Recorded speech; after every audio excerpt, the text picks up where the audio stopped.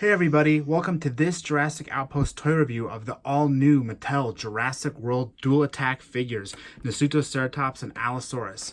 Jurassic Outpost, as you know, is the web's biggest Jurassic Park and World news website, and they've invited me, Tim, from CollectJurassic.com to review these toys. A little bit about CollectJurassic.com. It is a website that's dedicated to all things Jurassic as far as toys and collecting goes.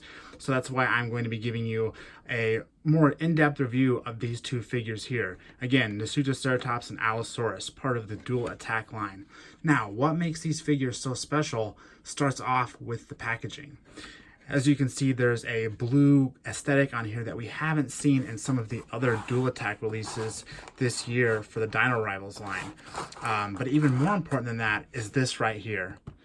As seen in Battle at Big Rock. Now, we don't know anything about this, but if you're following Jurassic news, you've probably heard a lot of discussion about it. And the going theory is that it's probably some sort of short or animated clip that's going to debut in front of Universal's big tentpole film this summer, which is the Fast and Furious spinoff, Hobbs and Shaw.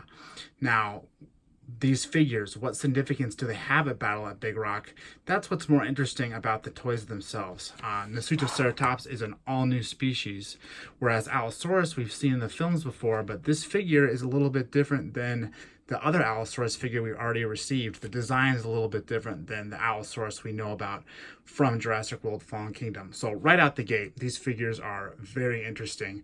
It's also worth noting that there is a Concavinator figure that came out with this wave of dual attack figures, but it did not feature the same modified packaging with the Battle at Big Rock graphics. So I think that's worth mentioning here, but I think we should go ahead and rip into these boxes, take a look at these figures. For the purpose of this review, I won't be unboxing live on camera, so if you'll just hang with me real quick, we'll get these open and we'll take a look.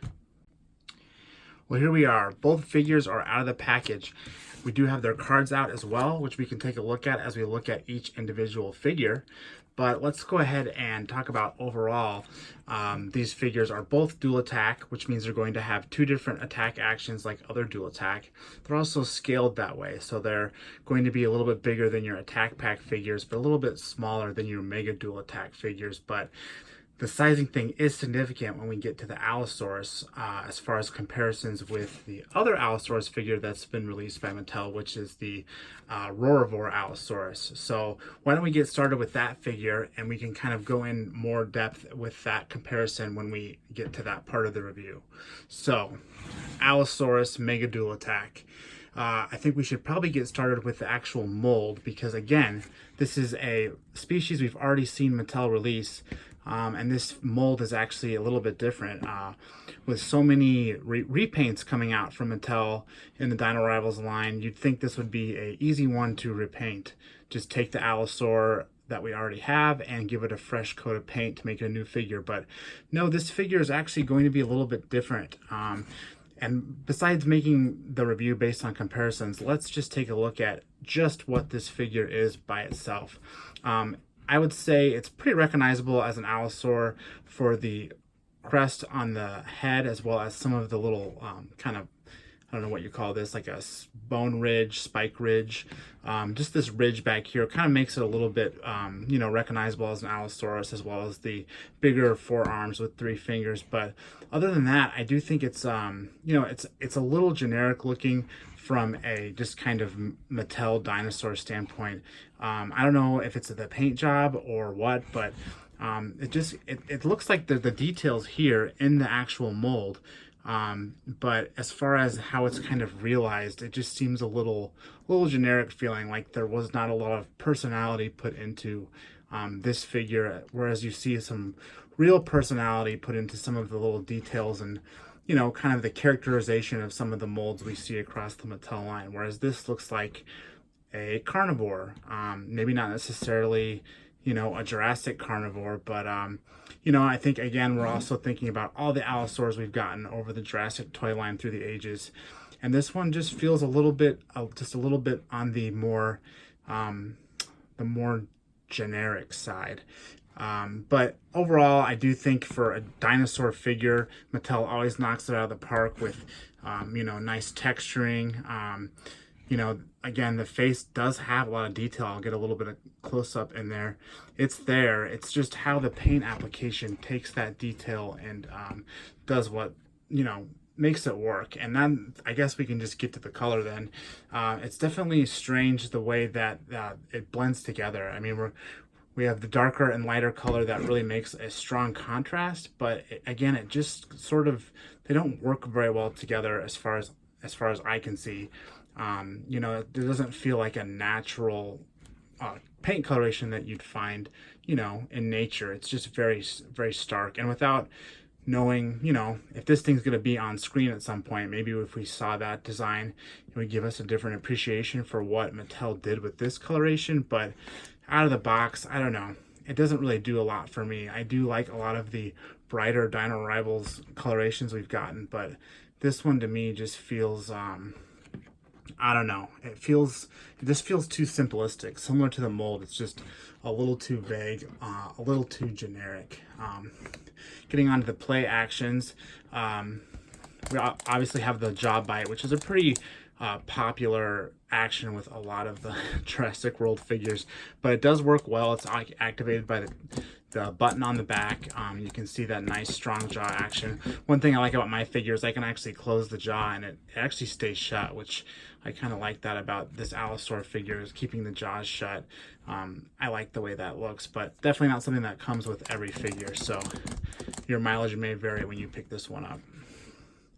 The other action we have is the arms, you know, slashing and clawing the air, which isn't something we see a lot with dual attack. We usually see tails swiping or wings flapping or something like that. So that's kind of cool.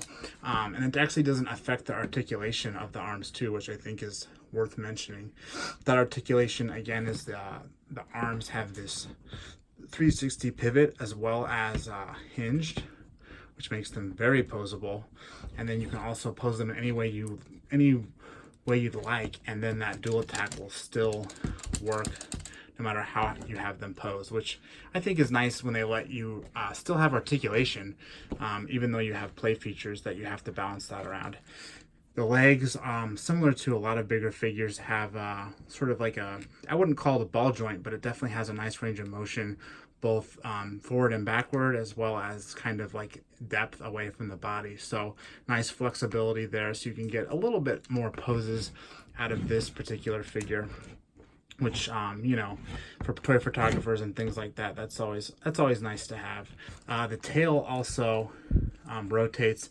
I don't know if you noticed in some of the packaging shots that you see this figure, the tail sometimes is rotated so it fits in the box better. So I don't think that they made the tail rotating on purpose for like playability. I think they probably did that just so it fits in the packaging a little bit better. But overall, you know, I gotta say, well, let's go ahead and do some comparisons before we talk overall about this figure. But so far, I think we've kind of established you know, what makes this Allosaur different than, you know, the previous Allosaur we got. So we'll go ahead and make a direct comparison here. Let me just get him standing up. Another thing about this figure that is kind of frustrating is it has a little bit trouble standing up. It's very front heavy. So let me just get him situated here so he's not gonna fall over mid-review. Good, good. And pull in here the Roarivores Allosaurus. Now, looking at these things side by side, the dual attack is ever so slightly larger than the Roarivores release of the Allosaur. Their heads look more or less the same size, but the body itself just feels a little bigger. It looks like the legs are the exact same mold, and the arms might be... that's a tough one. The arms on dual attack actually look a little bigger, but the legs are almost the exact same, if not exactly the same. Looks like the tail's obviously different. The tail actually seems longer on the Roarivore, which is kind of funny if the dual attack is supposed to be a bigger Allosaurus. But overall, not to make this a review about the Roarivore Allosaur, but to me, that one's personally my favorite. It is cool that the dual attack has some like ridges on the back of it, but overall, this one feels more like an Allosaur to me. This little crook in its top jaw really, to me, really makes that obvious, whereas somehow this bigger figure has lost that sort of signature detail. But it is supposed to be bigger, and there is some speculation that, you know, in Fallen Kingdom, this was supposed to be a young Allosaurus. So what we're going to see in this mysterious battle at Big Rock is going to be a adult Allosaurus. So what we're looking at here is a juvenile and adult. I don't see a lot of similarities between them, but again, without seeing this thing on film, it's hard to be too critical of the adult design if that's what this is supposed to be. But yeah, that's the comparison between the Roarivore Allosaurus for you. Real quick before we talk overall about this figure, here's the card design as well. Like most Dino Rivals card designs, it's got definitely has a illustrated style to it that you can't miss out on, but they did do a good job recreating the figure itself as far as those ridges and you know, it's simple paint scheme. But yeah, overall I gotta say I'm a little disappointed with this particular figure. I love every Mattel Jurassic figure, so I still love this guy, but, you know, I feel like it's a missed opportunity. If you wanted to give us a bigger Allosaurus, it could have been a lot bigger, you know, maybe not as big as a T-Rex, but definitely bigger than the Roarivore if this is meant to be an adult. The tail is definitely, you know, a weak point of this figure too. It's very short. Looking at this figure from the side, giving it a silhouette, it's almost comically short. It needs to be, you know, probably out to here to kind of give it some, you know, some actual real proportions. And the head, you know, for me, I don't know if the head size really bothers me, but something about the detail in the head, it just feels like a generic carnivore. It could be anything. It could be an Acrocanthosaur, a Gigantosaur, anything, any kind of generic carnivore, but it doesn't really have that signature Allosaurus look to me that I look for, besides those bone crests, which could have been insinuated with some more paint. Like maybe they did a little more paint detail on the face to make it feel more related to that Roarivore Allosaurus figure, but nope, this is what we got. So that would be the Allosaurus. So let's go ahead and move on to Nasutoceratops. We'll go ahead and bring this guy back out once we're all done reviewing that figure. Let's get Nasuto galloping in here. Now this is a figure I'm very excited to talk about. Nasutoceratops is a new species for the Jurassic franchise and the Jurassic toy line. It's also a new species to me. I definitely wasn't familiar with it before we heard rumblings of this figure coming out. So very cool thing that they did with this figure. I think it's a really cool design, really solidly built figure. But the molding, again, just like every Mattel figure, has a lot of detail in it. Individual scales molded. The face has pinched skin, pulled skin. Really nice. Really nicely done. They did a lot with what they could do. Well, they did a lot with, you know, what they had to work with at this scale. Folds in the neck back there behind the skull. Yeah, very detailed. No surprise there, but really solid figure too. I mean, this thing is heavy, much heavier than the Allosaurus, I gotta say.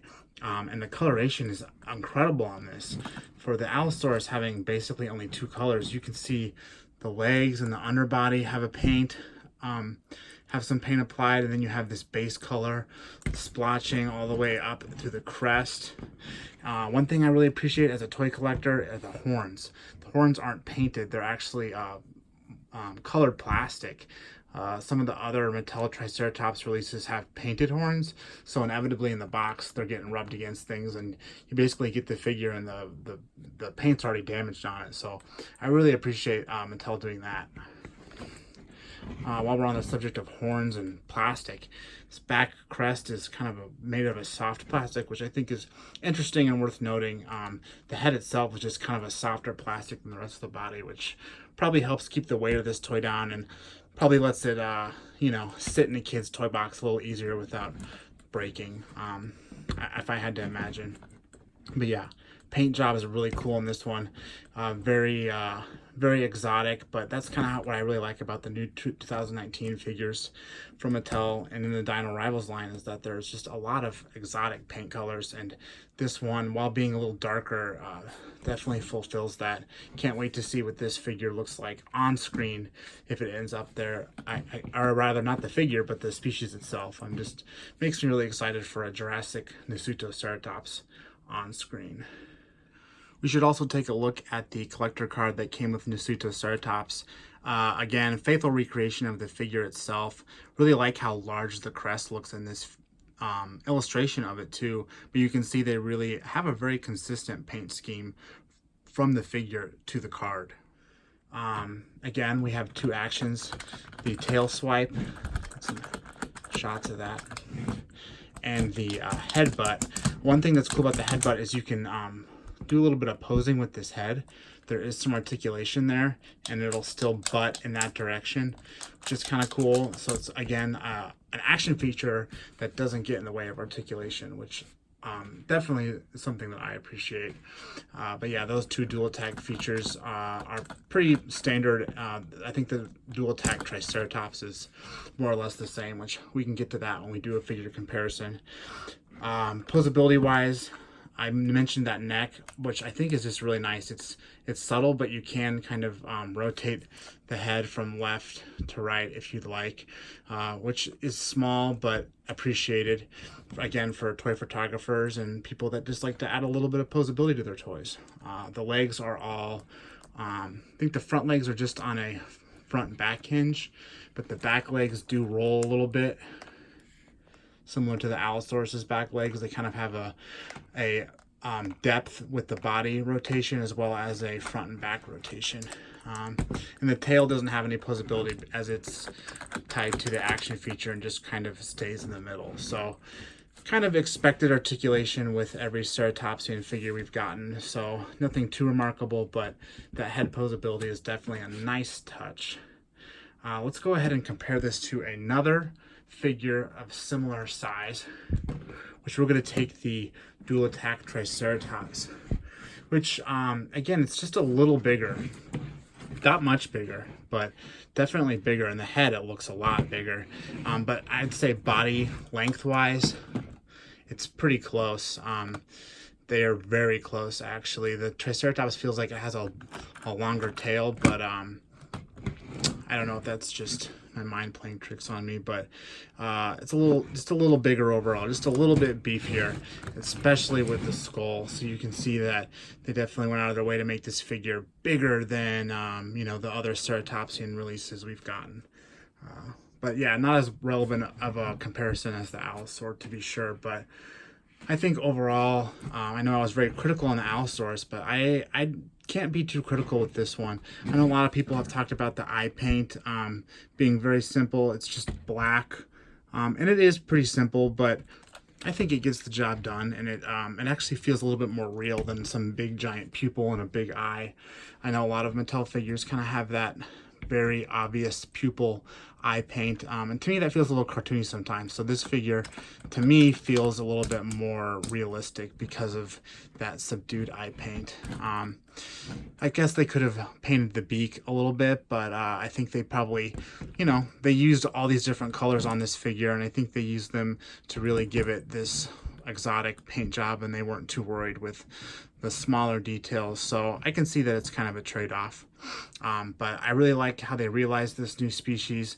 Again, it gets me really excited for what the Nasutoceratops is going to look like on screen, and I think they made a suitable foe for the Allosaurus if it ends up that those two will be, you know, fighting in the battle at Big Rock. So yeah, Nasutoceratops, I definitely give this one a thumbs up. It's definitely my favorite of the two figures. Now let's go back and revisit both figures as a whole. The new dual attacks for Battle at Big Rock. I think overall, I'm appreciating the fact that we have some all new molds, or basically all new molds. We're not doing obvious repaints here. That's definitely a great takeaway for this, but overall I think what this gets me excited about are how a new species like Nasutoceratops is going to showcase in, you know, this battle at Big Rock, whatever that is, and, you know, a new version of the Allosaur, even if it's, you know, a little bit of a deviation from the design we've already seen in the previous toy or in Fallen Kingdom. It is neat to see that Universal or Mattel is kind of taking a different look at what the Allosaurus could look like, even if the toy is a little bit on the generic side. I'm hoping for the on-screen version to really capture what makes Jurassic dinosaurs look so great, which is the realism, but still having a little bit of that character as well, which I think is frankly missing in this figure. But the Nasutoceratops more than compensates. I think this is definitely the easy pick for me out of both of these figures. If you had to pick one, you were picking one up, I would definitely pick Nasutoceratops, especially if you already have that Roarivores Allosaurus. But yeah, we'll definitely be hearing more about what these figures are in terms of how they relate to Battle at Big Rock. I would definitely stick with Jurassic Outpost. I'm sure they will be updating as we get closer to the release of Hobbs and Shaw, which is probably what's going to sort of crystallize what Battle at Big Rock is. So definitely keep checking JurassicOutpost.com, as well as their social. They're on Instagram, Twitter, YouTube, obviously, and Facebook. So make sure you're following them there and checking the site often. But again, thank you to Jurassic Outpost for having me. I really hope you enjoyed this review. If you did, I have tons of reviews like this over on our channel, Collect Jurassic, youtube.com/Collect Jurassic, and also you can hit our website, collectjurassic.com, for lots of toy news, and as well as social, YouTube, Instagram, Twitter, Facebook, all that good stuff. Definitely give us a follow on there. So thank you everyone for tuning in to this Jurassic Outpost toy review. Definitely let us know what you think about these new figures in the comments and your thoughts on what Battle at Big Rock could be. Again, I'm Tim with Collect Jurassic. Thanks for joining me on this video, and if you're planning on collecting these figures, happy hunting.